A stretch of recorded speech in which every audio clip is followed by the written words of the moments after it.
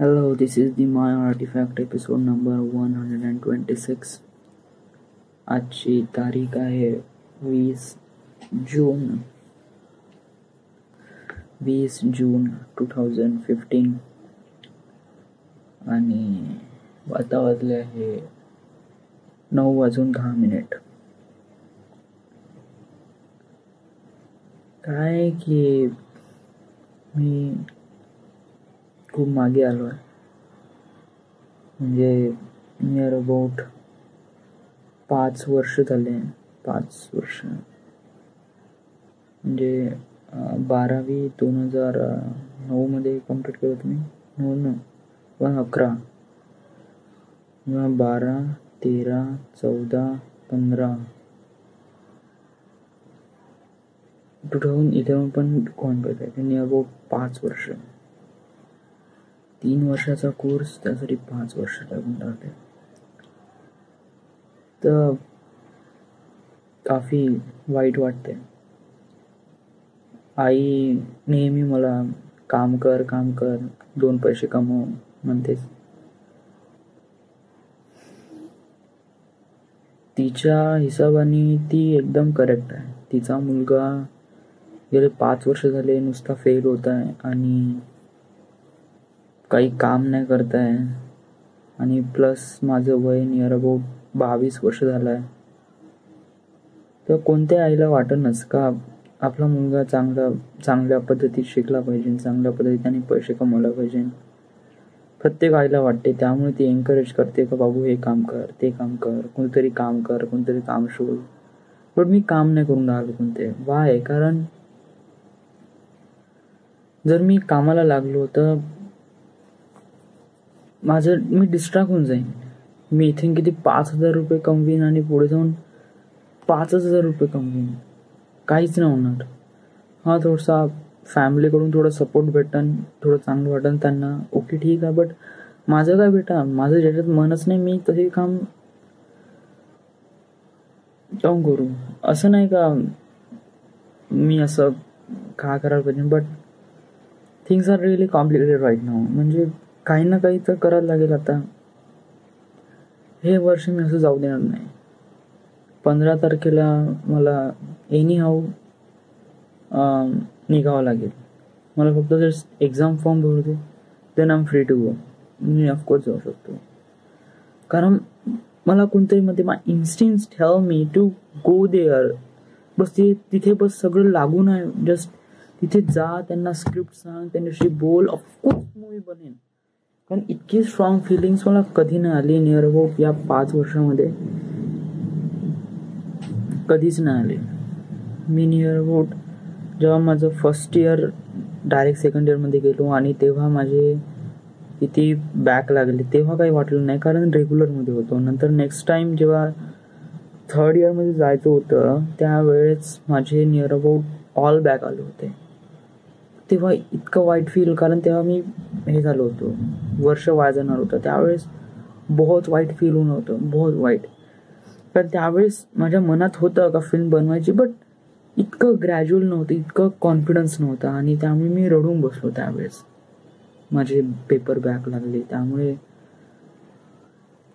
But till then नंतर मग मी स्वतःवरच हे घेतलं की मी कोण आहे माझ्या या जिंदगीमध्ये, मी या लाईफमध्ये, या वर्ल्डमध्ये माझं प्लेस कोणतं आहे, मी कोणतं काम करण्यासाठी कॅपेबल आहे. मी डिसाईड केलं कशासाठी आहे मी, म्हणजे वगैरे वगैरे. देन आय एम थिंक की माझं याच्यामध्ये काही हे नाही. I need to make a movie. मी पिक्चर बनवण्यासाठीच बनला आहे, ना की त्याच्यात स्ट्रगल करण्यासाठी वगैरे वगैरे और समथिंग. तर जस्ट गो. आता lot of questions in my mind. खूप सारे आहे. पुढे जाऊन कसं होणार, का होणार, मी आईवडिलांना कन्व्हिन्स कसं करणार. माझ्यापाशी तर पैसे नाही जास्त. 15,000 रुपये माझ्या बँकेत आहे. वडील मला पैसे देणार का नाही. मुंबईवर गेल्यावर तिथे होणार का बेटा. फिल्म बनेल, कशी बनेल, कोण इन्व्हेस्ट करणार, अदर दॅन माझा राहण्या पाण्याचा खर्च होईन का एवढ्या पैशात. Lot of questions in my mind. But you have to. जेव्हा आपण गड्ड्यात जात नाही तोपर्यंत कळतच नाही का गड्डा किती मोठा आहे किंवा गड्डा किती खोल आहे, किती चांगला आहे. आपण खोदता खोदता आपल्याला कधी कधी सोनं हिरा पण सापडू शकते. याच हिशोबाने आपण जा, तिथे निघा, तुम्ही प्रयत्न करत राहा. Of course you can do anything. अरे बेटा, गड्डा खोदल्याने ऍटलिस्ट पाणी तर लागते, हा तर विचार कर. नाही हिरा मोती आपण, पण पाणी तर लागन. त्या पाण्यामुळे आपण जिवंत तर राहू. somehow I just being. कधी कधी बहुत वाईट वाटते, कारण माझ्या आईवडिलांसोबत असं, म्हणजे वाय मी, I chosen for this, but why is it happens to me. म्हणजे माझे एवढे कठीण पेपर निघाले आणि हे 2 पेपर कसे काय बॅक आहे यार. Something tell me to go there. काय की कोणती गोष्ट अचीव करण्यासाठी, कोणती बिग थिंग्स अचीव करण्यासाठी बहुत मोठे सॅक्रिफाईस करावं लागते, बहुत मोठे सॅक्रिफाईस. मी आईवडिलांचे respect, I lost my family respect, I lost my friend. समाजात काही इज्जत राहिली नाही वगैरे असं काही. आईवडिलांपासून लपून राहावं लागते. कम्प्युटर मी 2 घंटे चालवतो, बट आई म्हणते, आई आल्यावर बेटा का करताय, आपलं काम कर, हे कर. Things are really complicated right now, and I don't know how I can face it. बस मी जस्ट वेट करत आहे, जस्ट वेट. म्हणजे somehow कधी कधी जस्ट वेट कर, आणि राईट टायमिंग मध्ये तिथे राईट अचीवमेंट भेटतेस, एक चान्स भेटते, एक राईट टाइम, तिथे तुम्ही स्ट्राईक करा. Of course you can make it. जर मी आता निघालो तर पुन्हा वापस येणं याच लागेल एक्झाम फॉर्मसाठी. So I should be do this. Exam form भरल्यानंतरच आपल्याला निघावं लागेल. आणि मला माहिती आहे माझी लाईफ किती माहोल आहे, किती बिग थिंग्स अचीव करायचे आहे मला. आणि यामुळे थोडंसं वाईट वाटते, कारण आज सोबत होता. आज त्याने विचारलं रिझल्ट का लागला, तो म्हणलं 2 बॅग लागले. अरे यार, पुन्हा 1 वर्ष लागलं, वगैरे वगैरे वगैरे वगैरे. काहीच नाही म्हणलं, जास्त नाही म्हणलं त्यांनी, बट ते शब्द टोचले. पण त्याच्याबद्दल मला सोबतचा राग तर बिलकुल नाही, कारण कॅज्युअल आहे बेटा. रिझल्ट लागला, काय लागला, बस विचारणार तर आहेच कोणी. जेव्हा मी सांगितलं त्याला ओके 2 बॅग आहे, तर माझंही बरोबरच आहे. पण तेव्हा मला वाईट वाटलं की मी एवढे वर्ष वाया घालवत आहे आणि मी अजूनपर्यंत काहीच नाही करून टाकलं आहे. I know my destiny is too big, but you face it. This is the problem and you can face it.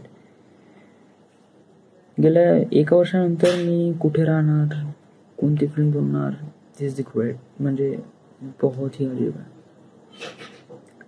आज स्पेशल हे तुझं काहीच नाही. दिवसभर झोपलो त्यामुळे काही स्पेशल वगैरे काहीच नाही. जस्ट आज जे झालं ते झालं. आज सॅटर्डे आहे, उद्या संडे, आणि मंडेला पुन्हा जातो कॉलेजमध्ये. एक्झाम फॉर्म आले विचारतो, कारण तेव्हाही आय डोंट थिंक सो का मंडेला पण आल्या, but I should be do that and I need to inquire them. And exam form भरणं बहुत गरजेचं आहे. एक्झाम फॉर्म भरलं देन आय फ्री टू गो.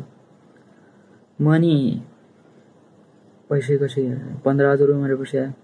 मला तेवढा काही हे नाही मनीबद्दल, पैशाबद्दल इतकं काही. बरं माझ्यापाशी 15,000 रुपये आहे, करीन काही ना काही जुगाड. अरे भेटन बेटा. मुंबईला चाललो, कुठं मसनात नाही चाललो.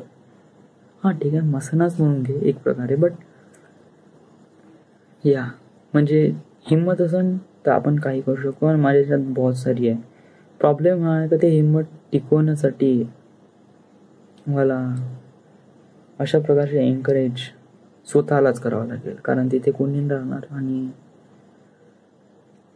या so this is it. This is the end. This is the my artifact episode number 126. Good bye, good night, thank you.